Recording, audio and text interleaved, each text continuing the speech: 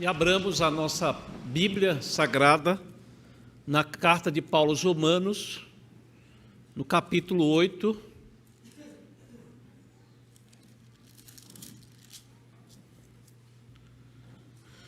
Nós leremos do versículo 5 até o versículo 11. Romanos, capítulo 8, do versículo 5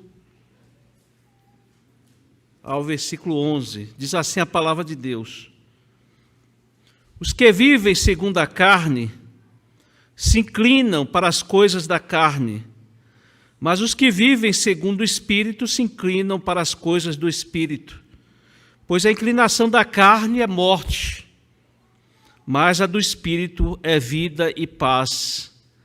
Porque a inclinação da carne é inimizade contra Deus, pois não está sujeita à lei de Deus, nem mesmo pode estar. Portanto, os que estão na carne não podem agradar a Deus. Vocês, porém, não estão na carne, mas no Espírito, se de fato o Espírito de Deus habita em vocês. E se alguém não tem o Espírito de Cristo, esse tal não é dele. Se, porém, Cristo está em vocês, o corpo, na verdade, está morto por causa do pecado, mas o Espírito é vida por causa da justiça. Se em vocês habita o Espírito daquele que ressuscitou Jesus dentre os mortos, esse mesmo que ressuscitou Cristo dentre os mortos, vivificará também o corpo mortal de vocês, por meio do seu Espírito que habita em vocês. Amém. Meus irmãos, há muitas coisas importantes na vida. Nós sabemos disso, existem muitas coisas importantes na vida, mas existem coisas que, além de serem importantes, elas são essenciais. Elas são essenciais, não podemos viver sem elas. Conta-se a história que um homem culto, um pós-doutor, um homem estudado, ele foi para a Amazônia e ele foi obrigado a atravessar um espaço para chegar no outro através de um barquinho. Ele sentou-se ali naquele barquinho, tinha ali um homem extremamente simples, um caboclo da Amazônia, estava remando aquele barquinho, e aquele homem ia ali, conversando com aquele outro homem simples. O homem culto, cheio de pompa, ele começou a puxar conversa com o remador, de certa maneira, humilhando-o com as suas perguntas e afirmações. Ele dizia assim: você mora num lugar tão longe, um lugar que não tem nenhum desenvolvimento, você sabe ler? E aí o remador: não sei ler. Você já viajou para outro lugar? Você conhece outros lugares? E o remador disse: não conheço. E ele foi perguntando, puxando conversa com aquele homem. De repente, aquele lugar, aquele rio foi ficando bravo, veio uma pororoca, o barco ia virar, o barco estava prestes a virar, quando o caboclo perguntou para o homem culto: o senhor sabe nadar? E o homem então disse que não sabia. E aquele caboclo ali disse: então o senhor está perdido, está morto. E a moral da história, irmãos, é que uma coisa essencial que ele deveria saber naquele momento era nadar. E ele não sabia. Todas as demais coisas não teriam sentido nenhum naquele momento. Jesus também, em certo momento, ele disse a um homem: louco, hoje mesmo te pedirão a sua alma, alertando aquela pessoa da importância de de atentar para a questão da salvação da alma. A nossa alma é imortal. Ou ela sofrerá as consequências eternamente, ou então ela gozará das bem-aventuranças com Cristo Jesus. E nós temos tratado aqui no capítulo 8, esse tema da salvação, esse tema da segurança da salvação. Agora, pois, já não existe nenhuma condenação para os que estão em Cristo Jesus. Nós tratamos aqui dessa afirmação tão preciosa, irmãos, tão importante, de nós termos guardado, de nós guardarmos no nosso coração, de termos essa afirmação todos os dias na nossa vida, porque é uma coisa essencial. É uma coisa que nós precisamos ter, irmãos. E quando Paulo aborda esse tema, a segurança da salvação, ele quer evitar um erro gravíssimo, de que não tomem para si aqueles que não deveriam se apropriar dessa verdade, porque elas não estão em Cristo. Então, essa verdade de que não existe nenhuma condenação para os que estão em Cristo Jesus, ela deve ser apropriada por aqueles que realmente são a habitação do Espírito, daqueles que são crentes, daqueles que tiveram a sua vida regenerada, daquele que nasceu de novo, teve um novo nascimento em Cristo Jesus. Afinal de contas, fazer parte do corpo de Cristo, ser convertido, se tornar nova criatura, essa obra da regeneração é uma obra que Deus realiza e nos transforma. E uma das coisas que Deus quer, irmãos, é que nós não vivamos angustiados, mas vivamos em paz, com a certeza da salvação em Cristo Jesus. É por isso que essa pergunta é fundamental. Você é salvo? Você é um crente?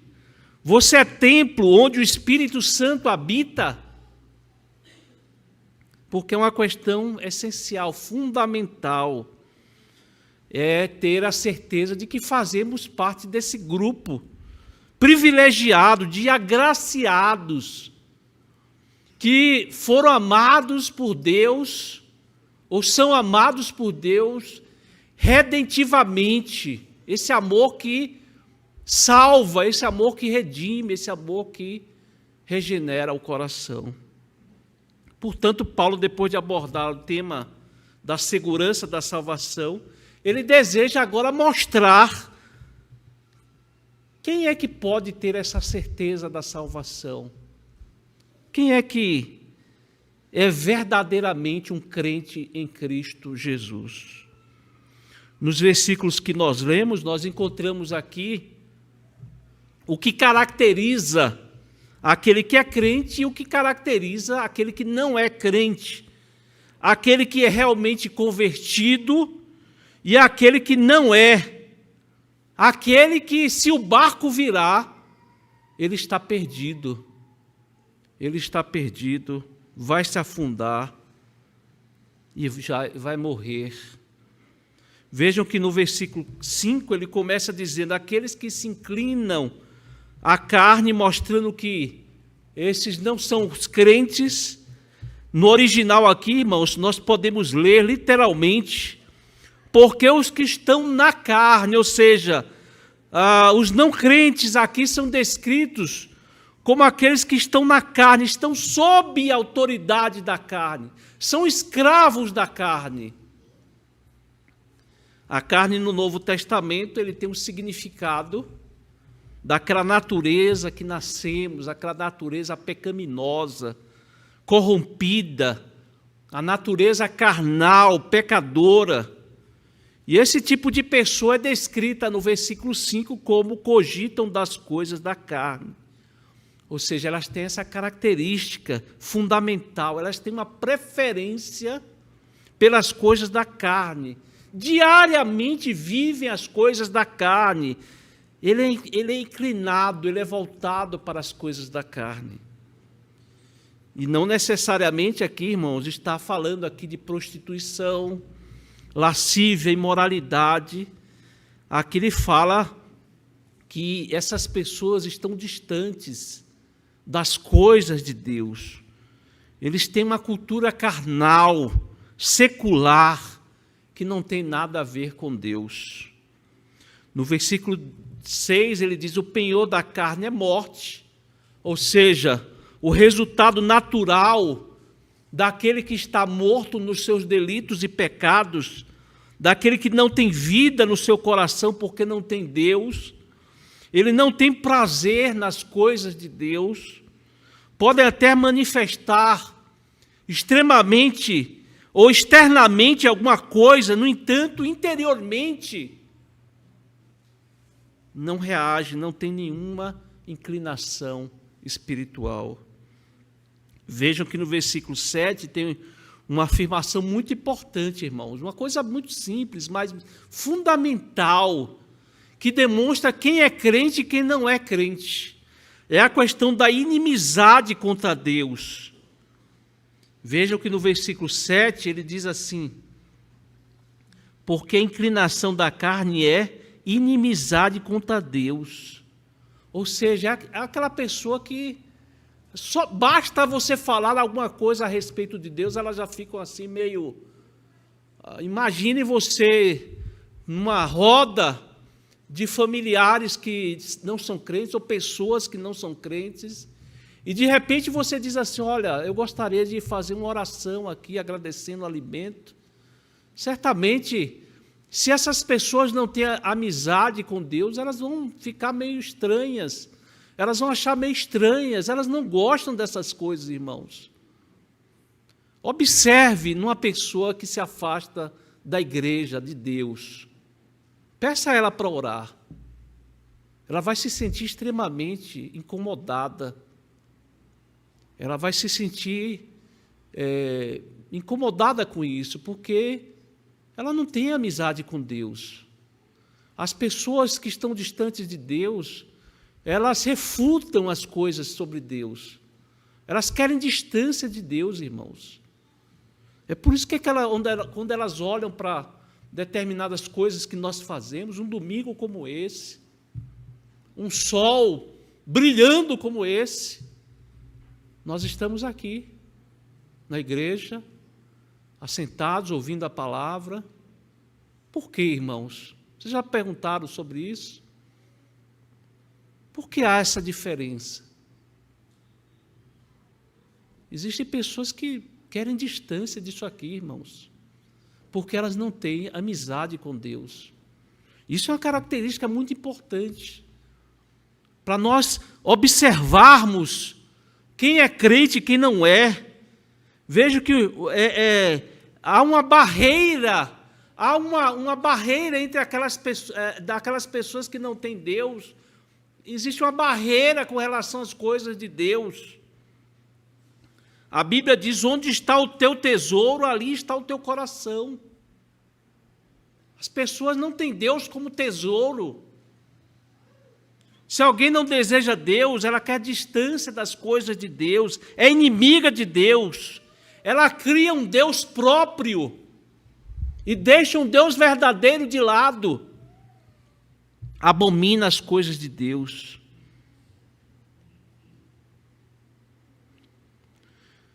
Irmãos, se um não crente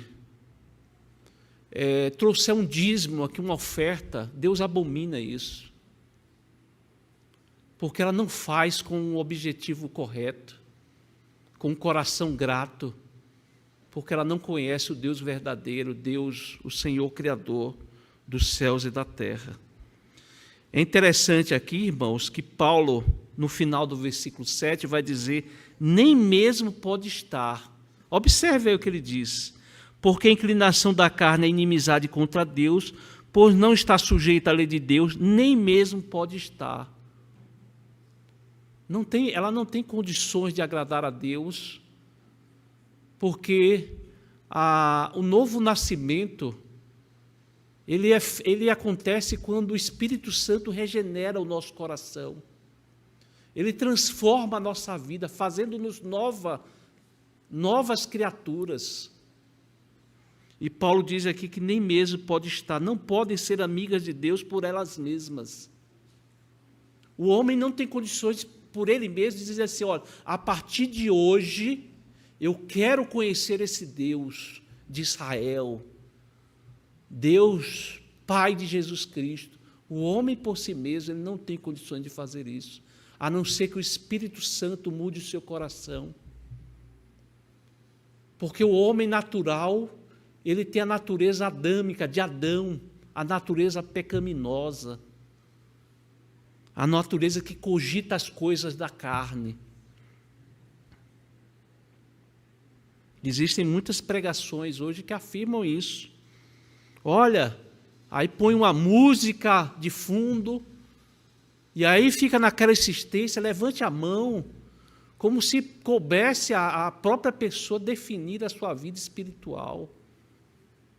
E Paulo deixa muito claro aqui, irmãos, nessa carta aos Romanos, que se o Espírito Santo não transformar, não mudar o coração, ela não nasce de novo, essa pessoa não nasce de novo. Então, irmãos, esse é o estado daqueles que estão na carne, um não crente, um ímpio, um não convertido. Eles cogitam as coisas da carne, estão mortos nos seus delitos e pecados e são inimigos de Deus. E alguém que está no Espírito, Paulo fala aqui, e ele diz que é dirigido diretamente pelo Espírito Santo de Deus que habita no seu coração. Ele cogita das coisas do Espírito, ele se interessa, irmãos, pelas coisas do Espírito. A sua mente, a sua vontade, ela é afetada pelas coisas do Espírito. Bem-aventurado é aquele que não anda no conselho dos ímpios, não se detém no caminho dos pecadores, nem se assenta na roda dos escarnecedores. Pelo contrário, olhem bem, irmãos, o seu prazer está na lei do Senhor, e na sua lei medita de dia e de noite. Salmo 1, conhecido, tão conhecido da igreja. Antigamente, irmãos, os nossos corações eram inclinados para tantas coisas que hoje até nos dão vergonha. Quando nós nos lembramos, nós até nos assustamos. Hoje é diferente. Hoje nos inclinamos para as coisas do Espírito. Isso não significa religiosidade. Isso não significa religião. Alguém pode ser a pessoa mais religiosa. Isso não quer dizer nada, irmãos.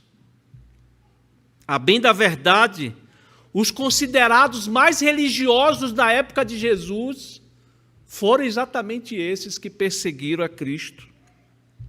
Na reforma protestante do século XVI, quem mais perseguiu os reformadores foram aqueles ditos mais religiosos. Existem pessoas até que gostam da igreja, gostam de organizações eclesiásticas, desses encontros, atividades, festas, dias especiais. Os irmãos sabem que quando acontecem fenômenos religiosos, as pessoas correm. Espalha em certa comunidade que uma estátua chorou ali, sangue ou qualquer outra coisa, que as pessoas correm para ver. Existem igrejas que prometem coisas materiais, ao invés de falar da salvação do Evangelho, estão lotadas, irmãos. Estão lotadas. O que é cogitar das coisas do Espírito? Interesse em buscar a palavra de Deus, de se submeter a ela, ter esse respeito, ter prazer em ler a Bíblia. Ela gosta, ela sente alegria em conhecê-la, deseja agradar a Deus, deseja cumprir os mandamentos. Não pensa apenas na sua casa, no seu carro, no seu futuro, no seu prazer, nos seus filhos, na sua segurança, no seu dinheiro, no seu emprego. Essas coisas são importantes, irmãos, mas aquele que cogita das coisas do Espírito, ele busca, em primeiro lugar, o reino de Deus e a sua justiça. Ele se preocupa muito com relação ao seu estado da alma, seu estado diante de Deus, como ele anda, como ele vive, se ele é um verdadeiro discípulo de Cristo. Ele deseja que as pessoas conheçam a salvação. Ele se entristece quando não faz a vontade de Deus. Aquele que cogita das coisas do Espírito, ele busca o povo de Deus. O crente se interessa pelo povo de Deus. Ele se sente bem no meio do povo de Deus. Ele tem prazer em estar na casa do Senhor. Quão amáveis são os teus tabernáculos, Senhor dos exércitos. A minha alma suspira e desfalece pelos átrios do Senhor. É isso que o salmista diz. E aqueles que cogitam das coisas do Espírito amam, desejam, sentem prazer na casa do Senhor. E no versículo 6, ele traz uma informação importante da questão da paz, daqueles que cogitam das coisas do Espírito, daqueles que são crentes, eles têm paz. Tem a ver com aquela questão da inimizade, eles não são mais inimigos de Deus, mas vivem em paz, sabem que a questão entre Deus e ele está resolvida em Cristo Jesus. E na Bíblia, irmãos, precisamos entender essa doutrina, essa verdade, esses dois estados que caracterizam a nossa vida antes e depois de Cristo. Antes estávamos mortos nos nossos delitos, antes estávamos nas trevas, no lamaçal, na escuridão. Agora, irmãos, somos vivificados, vivemos na luz, salvos, nesse estado de paz, regenerados, alcançados pela graça de Deus. Você precisa fazer essa pergunta, a pergunta que realmente importa. Estou na carne ou no Espírito? Você precisa saber qual é a inclinação do seu coração. Como posso ser descrito espiritualmente? Morto ou vivo? Amigo ou inimigo de Deus? Eu me submeto à vontade de Deus ou desobedeço constantemente à vontade do Senhor? Eu não estou perguntando aqui se você peca. Não é isso. Essa não é a pergunta. Se você disser que não peca, você é mentiroso. A Bíblia diz isso, João diz isso. A pergunta é, habitualmente, você vive na carne ou no Espírito? Se submete ou não à palavra de Deus? Queira o Senhor, irmãos, que todos nós aqui que estamos nesse ambiente, nessa casa de oração, queira o Senhor e todos aqueles que nos ouvem estejam no Espírito, dirigidos pelo Espírito Santo do Senhor. Nos versículos 10 e 11, irmãos, os últimos versículos, temos o resultado dessa habitação espiritual. Dois frutos, o apóstolo Paulo, ele aponta aqui, dois frutos que são produzidos na nossa vida, e daquele que tem o Espírito Santo. Vejam, irmãos, que quem tem o Espírito Santo vive uma espécie de esquizofrenia espiritual. E eu trago essa expressão aqui, que é de John Piper. John Piper usa essa expressão. E você sabe que a esquizofrenia é uma patologia na qual a pessoa vive duas realidades ao mesmo tempo. E Piper, ele captou bem aqui o que Paulo está dizendo, porque vivemos em duas realidades, irmãos. O crente, ele vive em duas realidades. Por um lado, eu estou morrendo. O meu corpo ele está morrendo a cada dia. Ele está envelhecendo. Ele está caminhando para a morte. Por outro lado, eu estou vivendo porque o meu espírito está vivificando a cada dia. Leiam lá 2 Coríntios 4, no final do capítulo. Essa diferença que o apóstolo Paulo fala, dessa situação que nós vivemos. E esse é o grande paradoxo da vida cristã, irmãos. Nosso corpo voltando ao pó todos os dias e o nosso espírito sendo renovado a cada dia. Aqui, irmãos, experimentamos lutas, provações todos os dias, mas no mundo vindouro, inaugurado em Cristo Jesus, já somos reis e rainhas. Já somos reis e rainhas em Cristo Jesus. Aqui nós estamos sentados no pó, na poeira desse mundo, mas em Cristo Jesus já estamos assentados nas regiões celestiais. Nós estamos caminhando para a morte, mas somos ressurretos em Cristo Jesus. Então, quem está no Espírito vive esses dois mundos, vivendo duas realidades ao mesmo tempo. Você está fraco, mas você está forte. Está morrendo, mas está vivendo. Há uma parte de nós que ainda experimenta os efeitos do velho homem, da natureza de Adão, a presença do pecado, os maus pensamentos, mas ao mesmo tempo, irmãos, experimentamos antecipadamente as bênçãos decorrentes do novo nascimento. Mas ainda um segundo resultado aqui no versículo 11, que o apóstolo Paulo nos mostra, nós temos uma informação, irmãos, que deveria ser motivo de esperança renovada a cada dia, da certeza do poder de Deus que está presente na nossa vida, em cada um de nós. Observe a informação relevante, essencial, fundamental para a nossa vida, irmãos. O mesmo Espírito que levantou Jesus dos mortos habita em nós. E esse mesmo Espírito, irmãos, vai trazer vida para o seu corpo quando você morrer.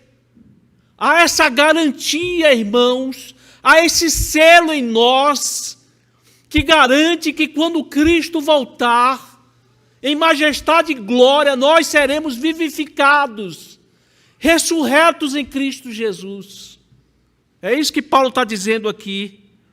Nós já temos dentro de nós a garantia, o selo de que um dia nós vamos ressuscitar. É por isso que Paulo diz: agora, pois, já nenhuma condenação há para os que estão em Cristo Jesus. Que bênção maravilhosa, irmãos. Que bênção maravilhosa. Como é bom ser crente, como é bom ter a habitação do Espírito Santo, ter essa certeza da vida eterna com Deus. Imagine aqueles que não têm isso, irmãos. Como deve ser triste, como deve ser desesperançoso, como deve ser pesada essa carga de não saber o que ele espera da vida. Meus amados irmãos, caminhando para o final, eu confesso que quando nós consideramos um texto como esse, quando nós trabalhamos, quando nós observamos essas verdades da palavra de Deus, vem uma alegria tremenda e ao mesmo tempo uma tristeza. Tristeza, irmãos, porque quando nós olhamos para a realidade do nosso país, quem sabe até a realidade do nosso mundo, nós encontramos pessoas que nada sabem a respeito do Espírito Santo, que nada sabem a respeito do ministério do Espírito Santo. Imagina eu indo pregar numa igreja pentecostal ou numa igreja neopentecostal. E eu chego para a igreja e digo assim: irmãos, hoje nós vamos responder a seguinte pergunta: como eu sei que o Espírito Santo habita em mim? Mesmo tema que eu preguei hoje aqui. Qual seria a expectativa desses irmãos? Sobre o que o pastor vai falar? O pastor vai falar sobre profecias, revelações, línguas, manifestações extraordinárias, unção, cair no Espírito. E é triste, irmãos, quando nós consideramos que a maioria dos evangélicos do nosso país nada conhece a respeito do Espírito Santo. O Espírito Santo tem sido distorcido nos dias de hoje. Nós precisamos recordar, relembrar que a obra principal da terceira pessoa da Trindade é aplicar em nós a redenção de Cristo, irmãos. É aplicar no nosso coração a obra realizada por Cristo Jesus. E que motivo melhor para nos alegrarmos? O ensinamento verdadeiro de que o Espírito Santo faz essa obra é 1000 vezes melhor, irmãos, do que um momento de pulos e de alegria.